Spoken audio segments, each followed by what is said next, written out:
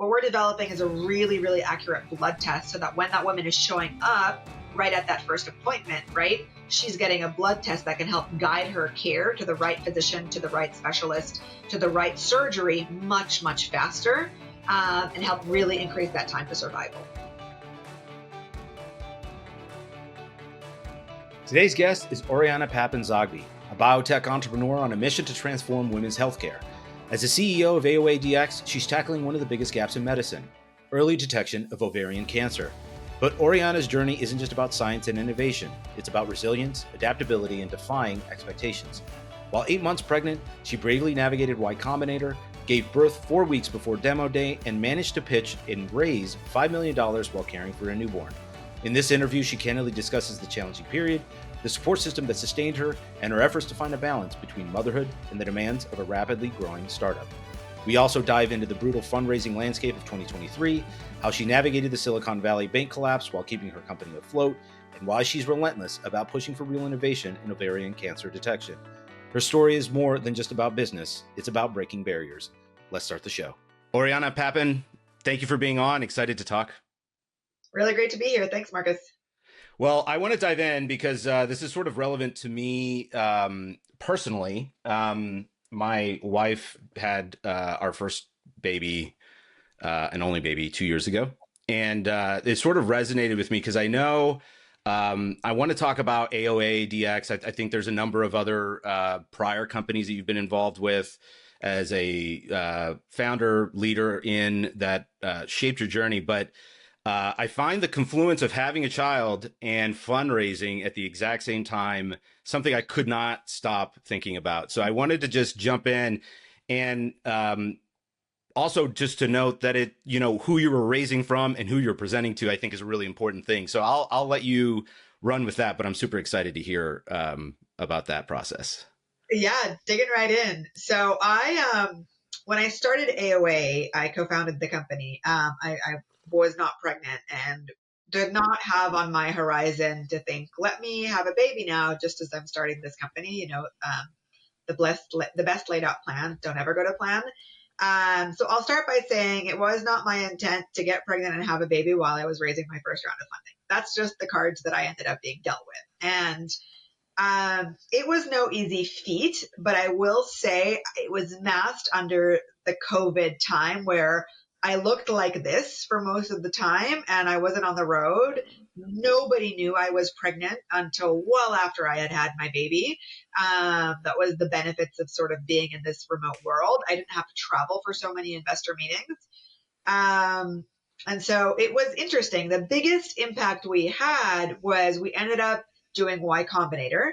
And again, because it was COVID, unlike most of the YC batches, we didn't have to go to San Francisco. I'm New York based. We didn't have to go to San Francisco, which was a blessing because I was 8 months pregnant when we started. Like I was due to give birth halfway through the batch. Like I would have not been able to do YC at the time. And so I think there was, I was granted this opportunity and we decided to do a YC. And I remember there was something on the application, which was like, is there anything going on in your life for which you will not be able to complete YC? And I was like, no, I'll be fine.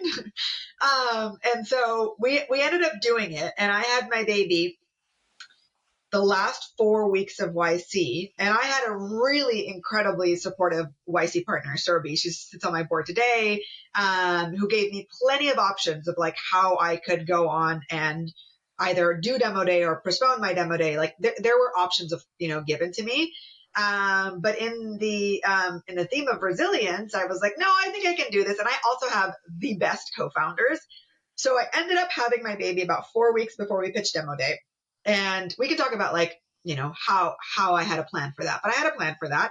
And if everything was healthy wise and I delivered my baby well and she was healthy and I was healthy, then my expectation was that I was going to come back in time to pitch demo day.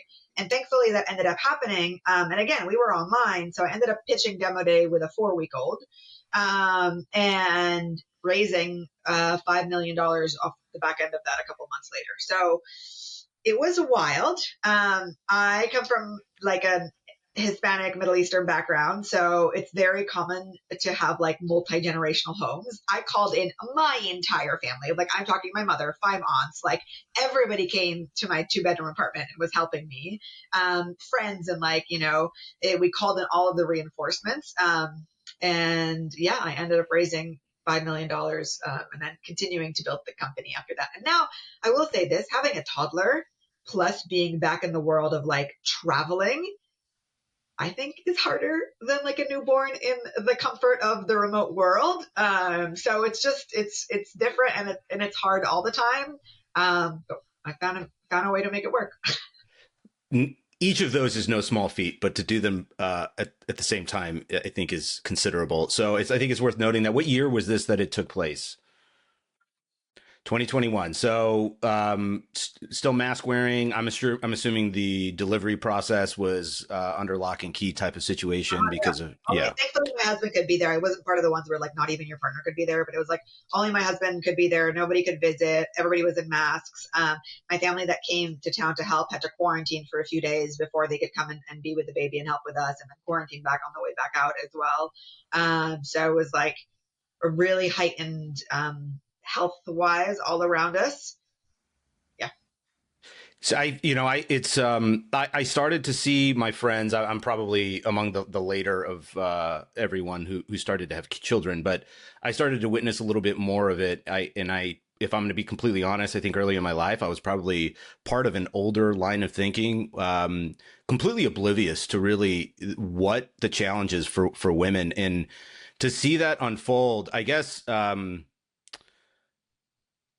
having backup is huge, right? Having friends and family that come in, but that's only part of the equation. I read, and this could be incorrect, but you took 2 weeks of maternity leave, correct? Yes.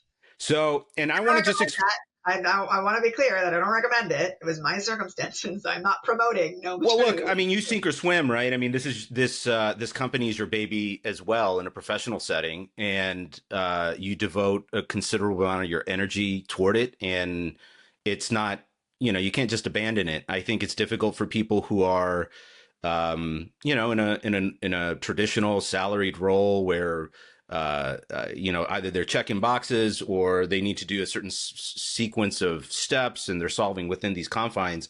You're exploring, you got a machete and you're hacking away in the wilderness with no light, trying to figure out what your next step is. And you've got a whole slew of people who are counting on what you're going to do. I guess I don't know really what the question is, except that my wife only had, I think, 5 weeks or so. Maybe 4 weeks. She had to get back into it, and it's tough. I mean, we didn't have family out here, although we did. There were some family that came in, and that was a huge help. But we were, it sort of reminds me of when you're building furniture and you've got, a bookcase that's about to fall over, and all you need is the pliers, and the pliers are just out of reach, and you're just trying to keep things up as much as you can.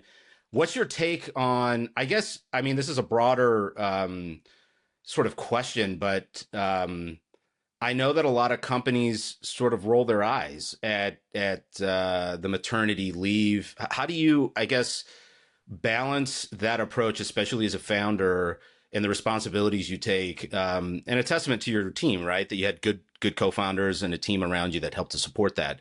But what do you think those who may be considering going into an entrepreneurial path need to know, should be asking themselves? Because like you said, whether you wanted to have a child here or at another time in your life, there's no ideal time to have a child, right? I mean, it's never going to be perfect. And you alluded to the plan. Everybody's got a plan until they get punched in the face. And that's what, a startup world is. What advice would you give, or what insight would you provide to somebody that's going down that path to stay sane, to stay with your priorities intact? Is there any takeaways that you would share? Yeah. So I will start with saying sort of the founder role, especially in an early startup, is very, very different to maybe a corporate role in a steady job. So what I will share, I think, is very relevant to the founder startup life. And I don't think will translate the same when you are like an employee or established. Like I can tell you, my husband who works at a large pharmaceutical company, very, very different story, even if I'm the birthing parent and he's not. So for me, I think what made the world of a difference was I wasn't an N of one. Like we were three co-founders, and we were a unit that was built on so much trust and reliability, which did not happen in the 6 months prior to this founding the company. It had happened over a 10-year period of us working together before we ever co-founded AOA. And I have a whole theory on friends that start companies together versus colleagues that start companies together, and it's fundamentally different. But we had worked together for a decade, and so we knew how we worked. Sure. We knew how we managed each other's responsibilities. And so there was an incredibly strong foundation for which AOA was being built on. The second layer to that is that I am an obsessively insane, organized person. Annie and I, who introduced us, are the same in that sense. Like, we are hyper organized. We really methodically think things out. That's why when I have a plan and things don't go to my plan, I'm like, what's happening, universe? Sure. But at the very minimum, I spent a lot of time ahead of me taking those couple of weeks off, really thinking about what did I think I was going to need? And I got there by talking to so many other women that were founders that had their babies on the early days of building their companies. So I reached out to people in YC. I reached out to people just in my community, and I was like, hey, who do you know that had a baby early on? Who do you know that had a baby within a first year of their company? Who do you know that had a baby while they were trying to raise money? And I got so much advice, and I heard so much feedback, and I took that, right? Everybody has their own perspective. And I said, okay, how does this apply to me? And how would I like to apply? How would I like to create something? So I had what I called like my maternity transition plan, and that outlined what am I working on? And every week leading up to the birth, about 8 weeks prior, I would update it so that if by anything happened and I was out, like, everybody knew what I had on my plate. From there, I also had if things go according to plan, this is how I want you to communicate with me my first 2 weeks, my second 2 weeks, et cetera, et cetera. If things don't go according to plan, this is who I delegate to. And it was very, very clear from the beginning, right? There was going to be no scrambling. Let's say I had an emergency postpartum complication and I was going to be offline for a demo day. It was very clear who was going to pitch on my team, right? And so that gave me a sense of comfort and stability of saying, okay, even if things don't go to my plan, I know who's going to take over at the next stage of the journey.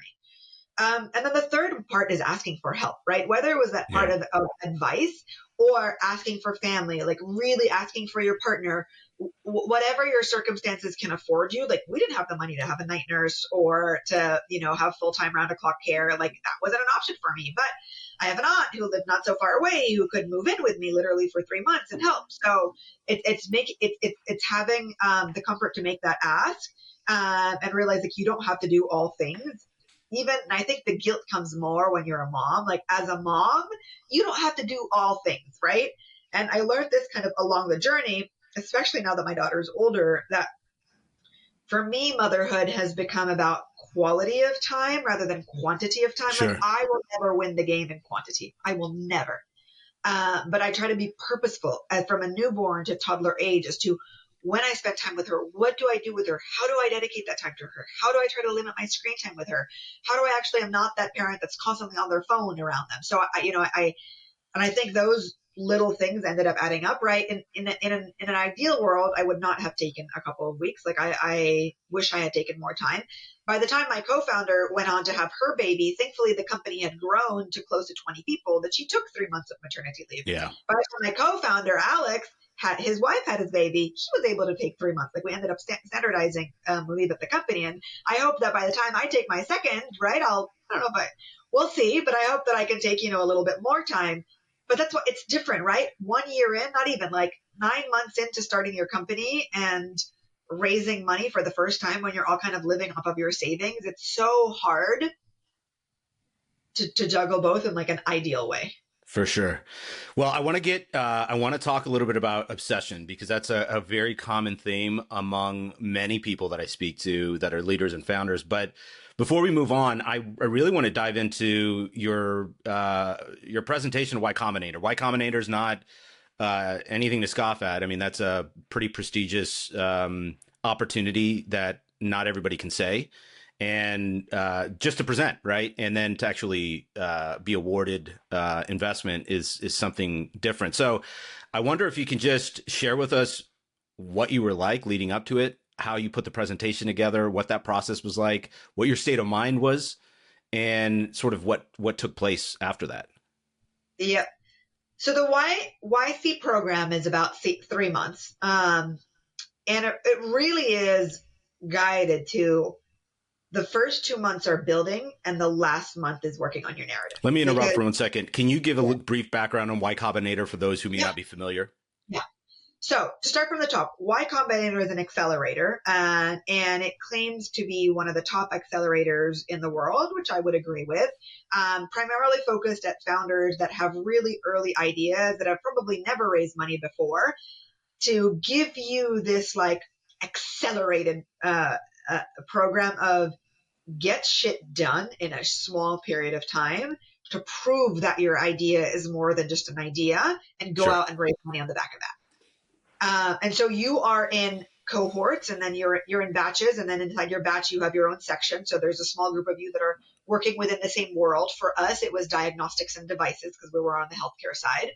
And you work really closely to set very tangible goals that you're trying to meet every 2 weeks. The sprints are so fast.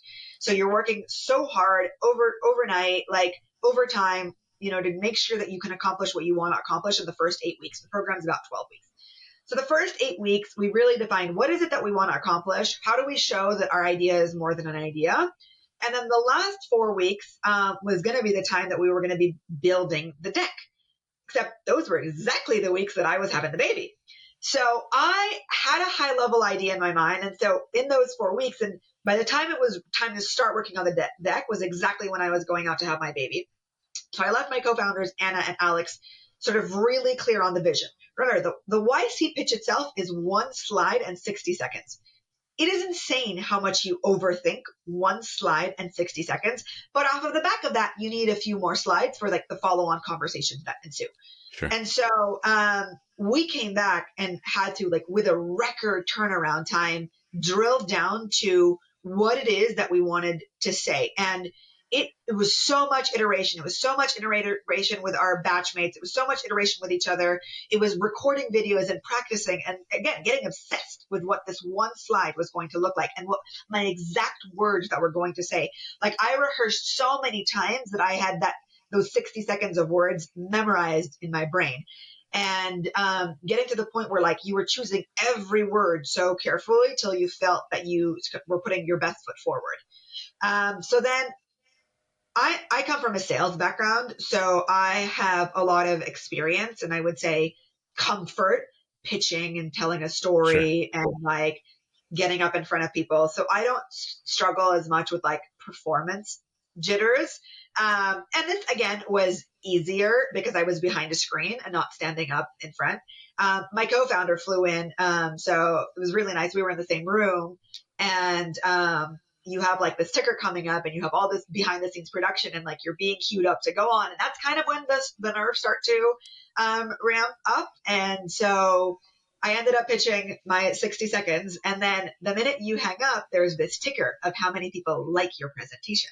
And it's insane. It's so nerving to be like, I am being judged in the moment. Like, and just, I can see, is that ticker going up or is that ticker not really going up? Thankfully, it translated into a lot of leads. And what came from there was like, we had to go in and schedule. I think we had over 100 different inbounds that came in from that 60 seconds.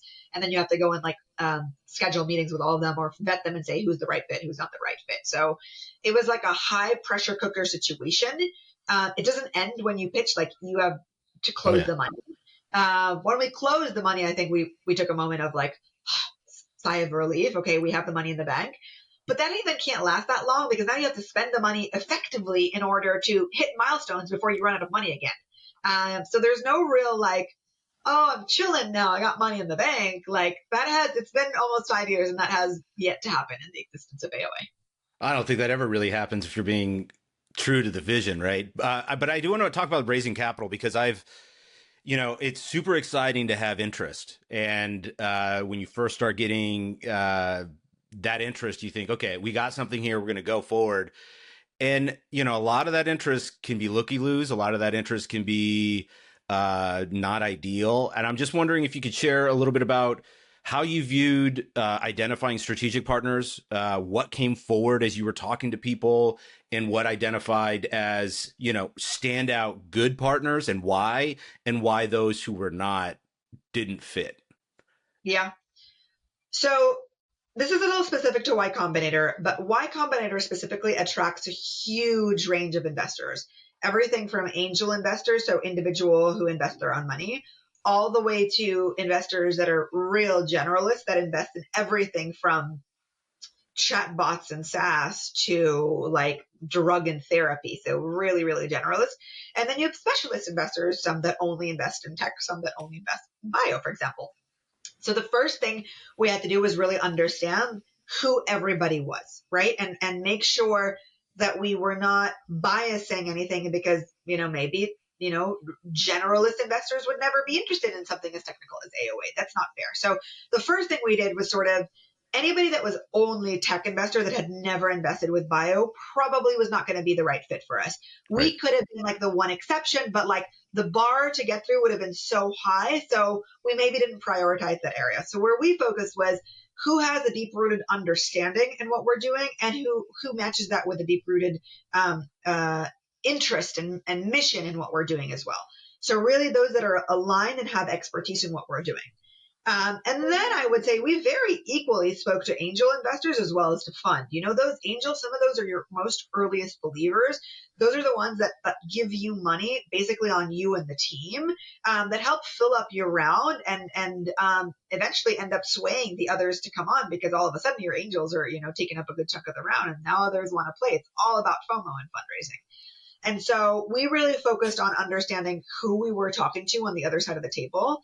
The advice that we were given early on that we still apply to today is that like investors are diligencing you just as much as you should be diligencing investors, Sure. right? Like we would also speak to the portfolio companies that they had invested in, like the YC resource book phase. You can go in and you can see what other YC companies are saying about these investors. It's not always great, right? Because some people are not always nice.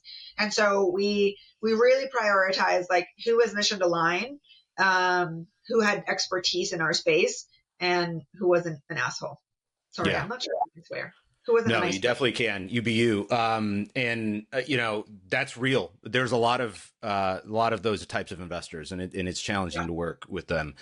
So this was that first raise was in 2021, correct? Yeah. Yep. And then you had another in 2023. Yep. Very different time periods. Yeah. For those who may not be familiar, but 2021, there was a lot of money floating around. Valuations were extraordinary. There was a lot of excitement. Investors had, to your point, a lot of FOMO, wanted to get involved. 2023, interest rates were on the rise at a more aggressive pace than we've ever seen before. We had inflation at very concerning levels. And investor behavior was very different. I'm wondering if you could just share what that experience was like. Yeah.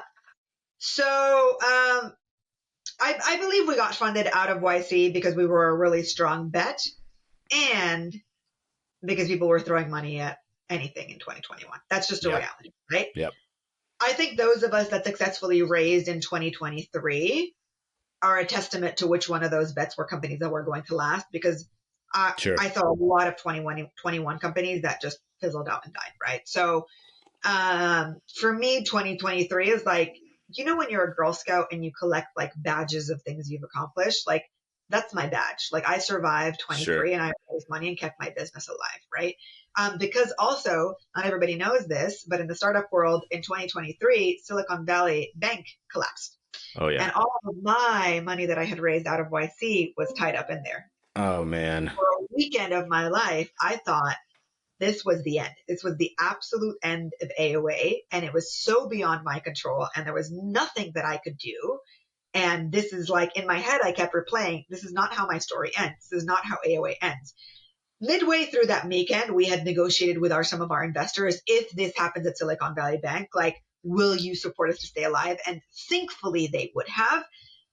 But coming out of that to then still go on and close a round of financing, which was an up round as well, which means that our valuation grew, was the hardest thing I think we ever did, until 2024. I'll tell you about that later. It was the hardest thing up until that point. And that was a true test in resilience, because it was no after no after no. It was every conversation we'd had in 21 and 22 about what milestones would be sufficient to raise the next round were no longer relevant, because the bar had just gone up. Like, if you thought you needed preclinical data, now you need clinical data to get the same end, the same thing. If you think you needed to have done this with $5 million, joke's on you. You should have done something that $10 million would have cost, but you should have found a way to do it with $5 million. So the bar was so high. VC behavior was so vulture-y. Really trying to take advantage of companies, really trying to take advantage of getting good deals. You were seeing terms that were being put on the table that were so egregious that were disadvantaging founders, disadvantaging the company. And so it was just a really, really hard time. And what kept us going is we're so fundamentally bought into our mission. There is such a huge unmet need for what we are solving. Women are dying because there's a lack of a test to diagnose ovarian cancer early, right? So, and the people on our team were also so bought in. And the investors that we had raised money from, those that had given us those early, $5 million, were so supportive of us. And I did an exceptional job at making sure that they were updated. I stayed in touch with them. I provided them updates. I made sure that they knew what our roadblocks are. So I was constantly commended on, you are one of the best communicating portfolio companies that we have. We're going to continue supporting you because we know what's going on. You're not kind of building in a black box. And so we operated with transparency. We operated with mission. And we went and we had term sheets that would have funded the company, but that were not aligned with who we were as a company, that we had to walk away from, until eventually we ended up meeting our lead, Good Growth Capital. And thank goodness that we did, because from the day we had our first conversation, we were treated with mutual respect. There was true understanding of the meaning partnership.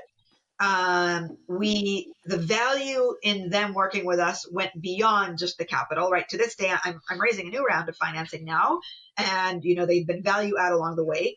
We ended up building a really strong syndicate with strategic investors as well, and so we persevered. And fundamentally, I think the core, Anna, Alex, and I felt was like, don't take money from the first person that comes in if it's not the right thing.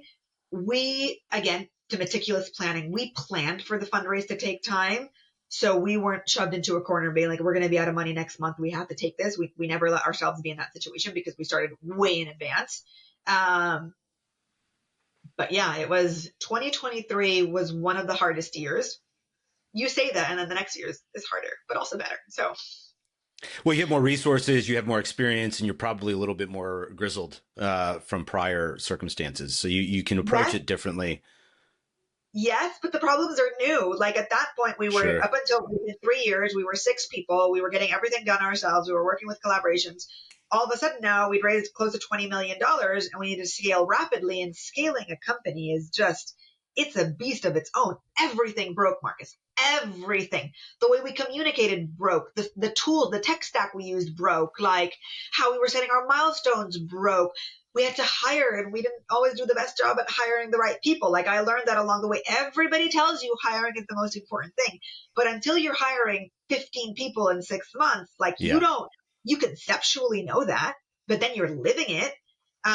So end of 23, early 24 was just as hard as raising the money. We really hit our groove like second half of 24, when all of a sudden we had the money in the bank. We had our lab up and running. We'd signed our lease, because also, we wanted to sign a lease. Nobody can sign a lease until you close the money. We had our lease up and running. We had our instruments in the lab. We had hired the team. We'd reshuffled a few things because we had made the right hires. And then the last half of 2024, we're we've hit the ground running. We're hitting milestones. We're getting data readouts, only for 2025 to roll up and me to be like, great, gotta go raise money again. Yeah. So it's a constant struggle. Yeah, it was an earlier podcast with Marty Weiner, who was the founding engineer at Pinterest and CTO of Reddit for a period of time, talked about he grew his teams from, I think it was 5 to 800 people. And he said there was a series, it was learning how to fix the breaks because every system you built got broke at certain thresholds, whether it was 40 Yes. people or 60 people, whatever it was. But at each layer, there was sort of a regeneration of how to build sort of those sequences to minimize, I guess, operational slack, for lack of a better term. But that's a very common thing. And before we get away, because I want to talk more about this, tell us a little bit more about AOA, because you mentioned it, and I came across a stat that I wanted to share because I think it's meaningful to sort of conceptualize this. But ovarian cancer ranks fifth in cancer deaths among women, and due to lack of early stage testing, it's often not identified until stage 4, dropping the 5-year survival rate to under 20%. That is a staggering statistic. The current standard of care for ovarian diagnosis is CA-125, which came to market in 1987 with no improvements over 35 years. That is something that really struck a chord reading, just given the gravity and also I think generally speaking, the lack of attention to female healthcare from of the broader community. So I wanted to sort of lay that groundwork for the audience, but I want you to give us a little bit of feedback on the company itself, how you got involved, and sort of where it's going. Yeah. So everything you described is correct. There hasn't been any innovation in the space of ovarian cancer detection for over 30 years. The standard of care is a proxy standard of care because CA-125 isn't even approved by the FDA to diagnose ovarian cancer, but for lack of a better alternative, it's what clinicians best use. CA-125 only catches about 50% of early stage cases. And so 80% of women are diagnosed when it's already stage 3 and 4. This is cancer that has metastasized. It has spread in the body. The 5-year survival rate is abysmal. So to summarize, most women are diagnosed too late and most go on to die.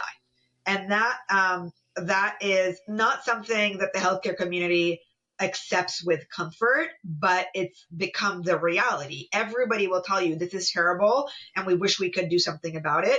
But clinicians, researchers are having a really hard time solving for that problem. We came about starting AOA on this principle that, diagnostics are this often overlooked value in the healthcare system.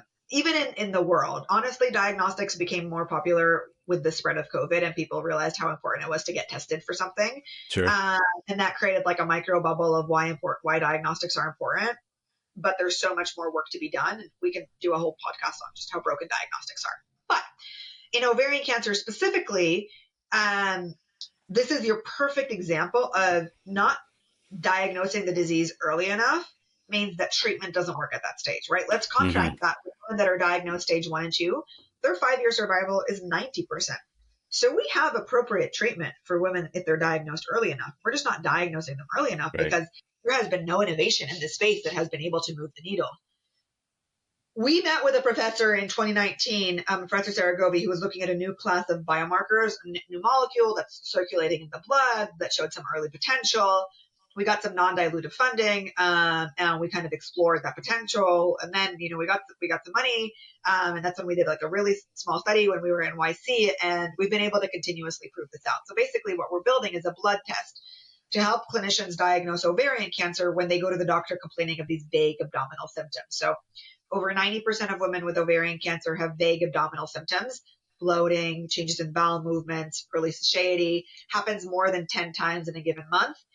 They go to the doctor, they say something's wrong. The doctor says, let's do a CA-125, let's do an ultrasound. We're not sure what it is. Come back again in 3 months. Let's do another CA-125. Let's do another ultrasound. We think you're getting worse. Let's refer you to surgery so we can do a biopsy.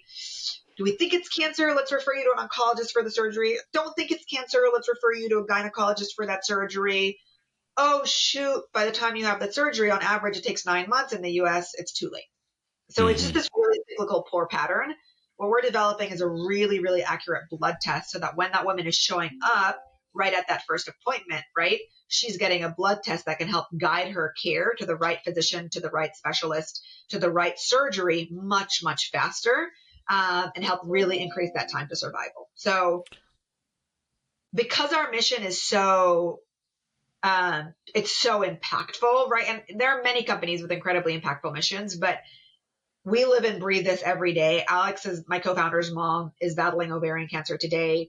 We have met with survivors. We work with advocacy groups. Like, we hear these stories all the time, that when we go through the things like Silicon Valley Bank or the 2023 market crash or everything breaking when you're scaling, it's like, it's that light. It's that we're doing this Purpose. because of them. It's that purpose that's like, people sometimes ask me like, how, what drives resilience? And I think some of it is, it's nature versus nurture. Some of it, I think there's certain character, right, traits, but I think the other part is like, what are you fighting for? What are you trying to build? And if at the end of the day of the founder, you're trying to build because you believe that there's going to be a lucrative exit that's going to make you billions of dollars, trust me, I don't know about you, but that's not enough for me to keep going. Like, there's something so much bigger at stake here. Yeah. That I think drives us to put up with all the hardship that kind of comes into this journey. So obviously fundraising, building a team and a company is one challenge. What's it like trying to work through government hurdles to get this approval process, to get it through some certification? And then on that note, what's your opinion working with grants? I know that you've gotten some non-dilutive funding in that capacity. What's your opinion on that? What's that process been like? Yep. So the most challenging thing about sort of moving a diagnostic through the process is that you depend on certain things outside of your control. The FDA, CMS, reimbursement, right? All these different government agencies.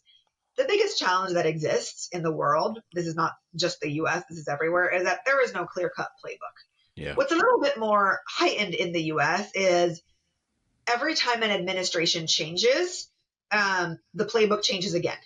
And so there's really a lack of consistency around what the rules and the operating procedures are, which makes it hardest on small companies to continually adapt to that. It makes it easier for small companies than for large companies, right? Even though they have the bureaucratic power, we still have the ability to like pivot and adjust. And if a new guidance comes out and if a new rule comes out, etc. In my world specifically, as an oncology diagnostic and in the division that we're in with the FDA, we have a good understanding of our path moving forward. And we have that understanding because we've taken the approach to partner with the agency from the inception of of AOA. We have met with the agency. We have gotten to know our review team. We've met with them multiple times now and really tried to build a collaborative approach of, look, this is the problem that we're trying to solve.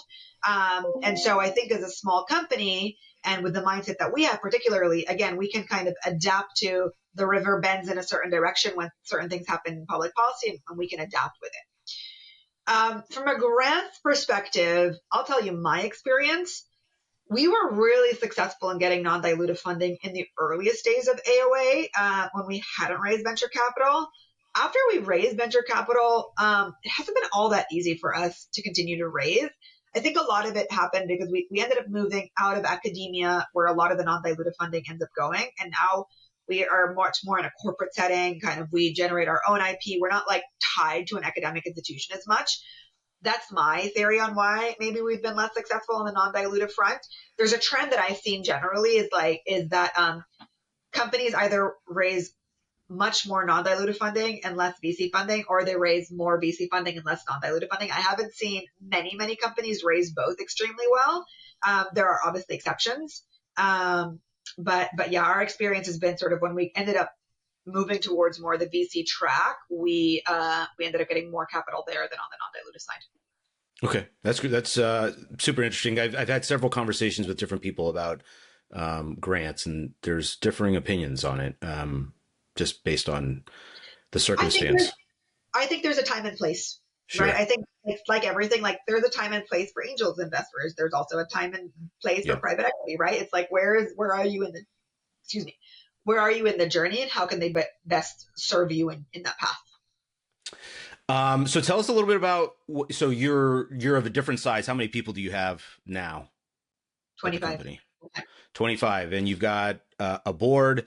Can you talk a little bit about how you are conducting those, how you got the board assembled, how you've managed that board, and then sort of what your process has been in terms of hiring from the lens of what advice you would give to maybe yourself 5 years ago? So from a board perspective, before I started Y Combinator, I had been introduced, or I had been told that I should reach out to Surbi Sarna. She was working at YC at the time, but she had built this device company in ovarian cancer that had exited very successfully. And I had been told by multiple people, you should talk to her. I was a first-time founder at the time, and nobody was willing to give me an introduction, so I ended up cold outreaching to her, and she accepted, and we got to know each other through Y Combinator and amongst many things. And I remember saying to her multiple times in my journey, one day you'll join my board. And she's like, I cannot, not with the commitments that I have, not with X, Y, and Z. And I said, one day it'll happen. About a year later of courting her, she joined as our independent board member. And that was a relationship that I grew over a long period of time, of her getting to know us and of us getting to know her, because we were both so mission aligned, and because Surbi had immense expertise. And also because I think Surbi appreciated the way we worked and how transparent and kind of direct and no bullshit we were as a team. When we went on at that point, really, when we were a baby company, before we'd raised the round of funding in 2023, the board was my co-founders and I and Surbi, and we had one of our early stage investors as an observer. And it was Surbi really educated me on board dynamic and really creating a board structure even before we had a formal board, as a practice to eventually having a formal board. Mm-hmm. So by the time we raised the 2023 round, and you're more traditional, it's like you have your lead observer that takes a seat, then you have, one of the founders or management team that takes a seat, and then you have an independent. By the time 2023 came around and we had a formalized board structure, I had been coached and I had practice on quarterly board meetings, on presentation updates, on communicating with the board. And then after the 2023 round of financing as well, I also brought on an executive coach that has a lot of experience around sort of board management and investor management. And so I've worked really hard on how do I communicate?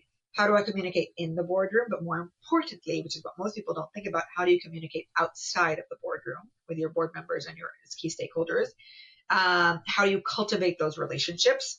How do you handle challenges? How do you handle emergencies? How do you share good news? So all of those are skills that I had to learn, both on the job and through practice, but also by my peers and by having an executive coach. I think if you ask my board members today, they are very appreciative of my transparent and direct style of communication. We really focus on cultivating human relationships with each other. Like, these are my board members who I know about their families. Like, one of my board members' wives passed away of ovarian cancer. I know the anniversary of her death, and I will send him flowers every year on that anniversary, because this is so important and special to him. And it is so meaningful to me that he has chosen to spend his time almost in retirement to work with us, right? And so at the end of the day, managing a board, like managing investors, is there are humans at the end. And again, I come from the sales background. People don't buy products, people buy from people. And the same thing happens in fundraising and in startup. People bet on people. Your idea can change a million times along the way, but are you the right people that's going to kind of carry the fiduciary responsibility of that capital? On hiring, everybody told me this, so I'm going to give the same advice, and I'm going to tell you, you won't believe it until it happens to you. Hire slow, fire fast. Everybody says that. And I can tell you why it's so hard to follow that piece of advice. You've just raised money. You have 18 months at most to hit your milestone. And the sheer thought of hiring slowly and not having those people around to hit your milestones faster is daunting. And then on the flip side, you have somebody who's either not the right fit or not the right fit, either culturally or technically. And you're like, but I can't let this head go because I have to hit my milestone. I have lived that. I know that. I acted in that way. And if I could go back and give myself the advice every single time now, hire slow and fire fast. Because whatever time you think you are gaining and making those decisions, you will lose in the inefficiency of having a poor person on your team. Like whether they are what I believe is the worst of all, a poor cultural fit or a toxic employee who is a high performer. That is like the worst thing you can have on your team. Or the hard thing you can have on your team, which is a really wonderful human that everybody loves working with, but a poor performer. Both scenarios, they will hurt you so much more in the long run than having an empty seat that you fill with the right person. So I learned that the hard way. That's great advice. I know that we're coming up on time here, so I would be remiss if I didn't explore this one topic that I keep finding myself thinking about, which is that you have a multicultural background. You've lived in a variety of places. You went to school abroad, to boarding school. You mentioned several of your female family members. I'm sure there were others that came in when your daughter was born. I'm curious if you can sort of just talk about what influenced that background, because you're a bit of a polymath, right? You sort of know a lot about a lot of different things, and you've had to do that, and you've acquired the skill set, but that requires not only adaptability, but a high level of curiosity, a certain degree of intelligence and intellectual acumen to actually acquire it, to digest it, and to utilize it. Where do you think that comes from? What influence does that background have on you? I think there are a couple of things. I think I didn't grow up in the U.S. For all intents and purposes. I came to America for the American dream, right? And I had something to prove. And like failure was not an option, because for me, failure was going back. Not that there's anything wrong with where I grew up, but I knew that I wouldn't have the same levels of opportunities, right? So I think that's one part of it. Is I feel I came to the U.S. for college and stayed here, and I was the first of, or one of the first in my family who grew up abroad and ended up coming here that's early in life.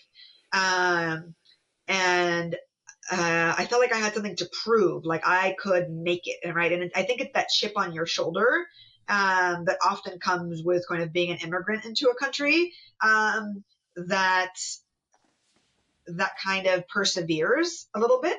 Yeah. The other part of it is I have a very,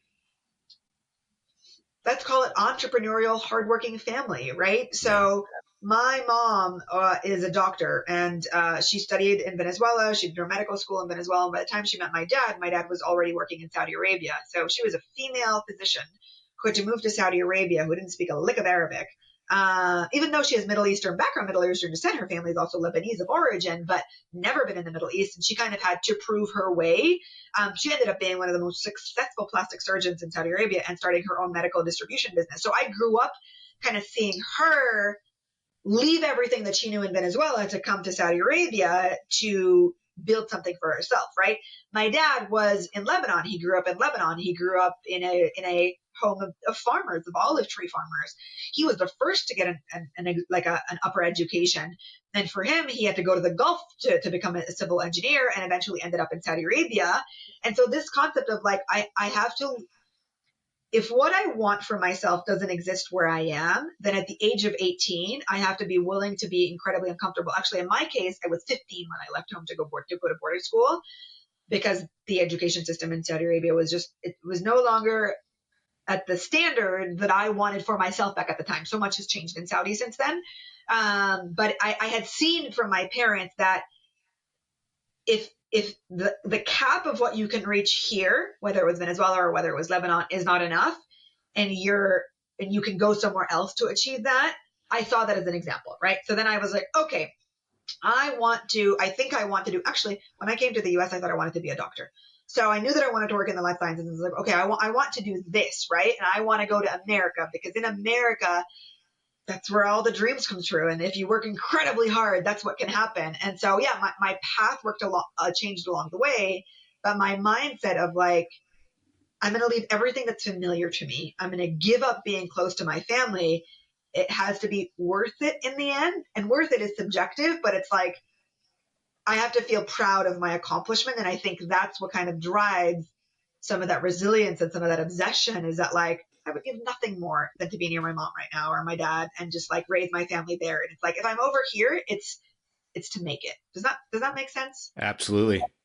I think that's a great place to land. Thank you so much for being on. We'll include in the show notes more about AOA. Do you have any closing thoughts or anything that you think I might have missed? No, I love this conversation. Thank you for taking it in so many different directions. Me too. I appreciate it, and keep up the work, because I think it's, as they say, doing the Lord's work here. So good luck. Thank you again. Thanks for listening. For a detailed list of episodes and show notes, visit scalesofsuccesspodcast.com. If you found this conversation engaging, consider signing up for our newsletter, where we go even deeper on a weekly basis, sharing exclusive insights and actionable strategies that can help you in your own journey. We'd also appreciate if you subscribed, rated, or shared today's episode. It helps us to attract more illuminating guests, adding to the list of enlightening conversations we've had with New York Times bestsellers, producers, founders, CEOs, congressmen, and other independent thinkers who are challenging the status quo. You can also follow us for updates, extra content, and more insights from our guests. We hope to have you back again next week for another episode of Scales of Success. Scales of Success is an Edge West Capital production.